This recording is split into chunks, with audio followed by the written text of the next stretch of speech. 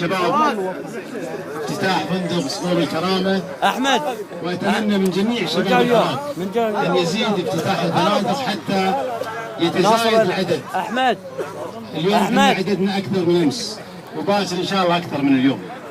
إذا كان هناك من كلمة موجهة لإخواننا القابعين في المعتقل، أنا أطرح سؤال، مجرد سؤال على محكمة الاستئناف.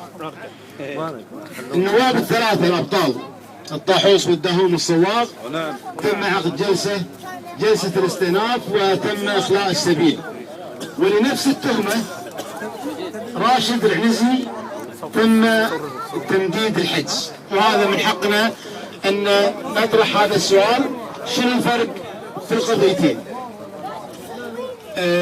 كذلك أنا أتمنى من جميع اخوان المعتقلين، يعني اليوم سمعنا بعض العتب من بعض اهالي المعتقلين منهم حمد المخيال.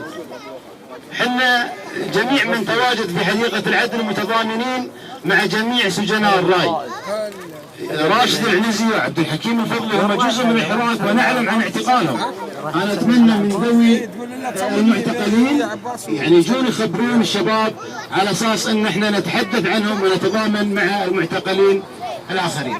في النهاية أنا أكرر أن دائما السياج الأمني يوضح حول قصور الطغاة، ولكن بكل أسف نرى اليوم أن السياج الأمني موضوع حول قصر العدل، وهذه رسالة بكل أسف ما نقبلها. إن أصبح اليوم قصر العدل محاط بالسياج الأمني. في الختام أنا أتمنى من جميع شباب الحراك التواجد المستمر في هذا الاعتصام دفاعا عن الحريات ودفاعا عن الكرامات، وأنا عندي ثقة بالله سبحانه وتعالى أنه في النهاية لن تنتصر إلا إرادة رب العالمين وإرادة الشعوب. في الختام أشكر شباب فندق كرامة صقور الكرامة، وأتمنى أن تعمم هذه الفكرة على جميع شباب الحراك ونشاهد فنادق كثيرة متعددة في حديقة العدل. شكرا.